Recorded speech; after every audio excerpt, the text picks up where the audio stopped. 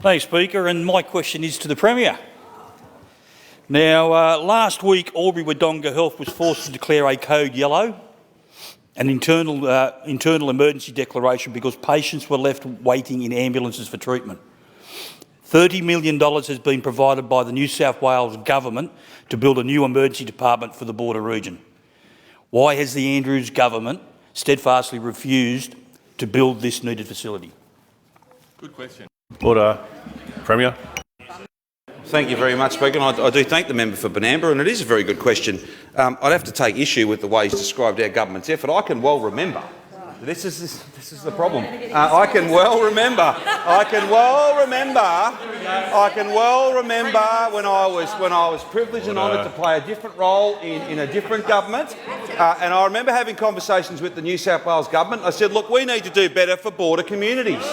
We need to do better for border communities. And instead of having a Wodonga hospital and an Albury hospital, why don't we merge the two together? And you have no idea the resistance that came my way, Speaker. For some reason, that southern part of New South Wales isn't part of New South Wales. They were very resistant to this. So you know what I did, Speaker? I said, well, OK, fine. Let's merge them and Victoria will run it. Even though it's in New South Wales.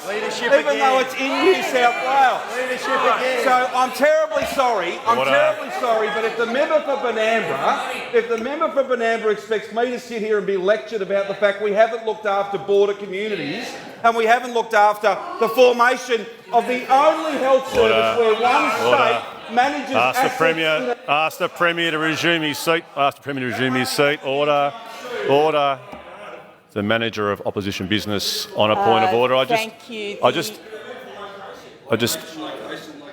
The Manager of Opposition Business on a point of order. The Premier is debating the question rather than answering it, and I'd ask you to bring him back to answering it. Order. The Premier does have 1:46 left in his answer, and I'm sure he's coming to answering the question. Albury Wodonga Health is unique, and I can say this not just as a former health minister and as the leader of our government, but members of my own family have received care, particularly regional cancer services out of Albury Wodonga. So, and I won't be lectured by the member for Ripon stroke location, whatever it is, about these matters. They're far too serious for the commentary, the nonsense commentary we get from the member for Ripon. The point I was making, and I'm sure the member for Benambra appreciates this, even if his colleague doesn't, the nurses, the doctors, the team at Albury Wodonga Health do an outstanding job. The only argument we have is when the member for Benambra tries to assert that our government has not supported that health service. We in fact created that health service. And we will support that health service and its staff and the patients who turn to it every day that we have the honour and privilege of governing this state. Not just because it's in the community where I grew up, although that's not unimportant to me, but because every patient deserves the care that is most important to them as fast as possible, as close to home as possible. And I well remember the member for Ripon running up the street when we made an announcement at Maryborough Hospital. I remember matching it, and it'll be a Labor government that delivers it. That's the fact of the matter. It's not who runs up the street making promises, it's who gets the job done.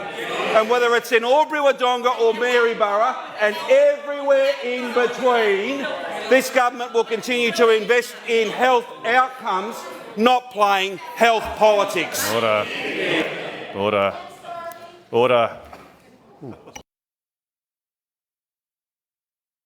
Member for Benambra on a supplementary. Yeah, a supplementary question. Now, the state government refuses to provide the board of Albury Wodonga Health and the border communities with the master plan for the new health facility, including a new emergency department that is so desperately needed. Why is the plan not being released by the Victorian Government in the interest of community transparency? Order. The Premier.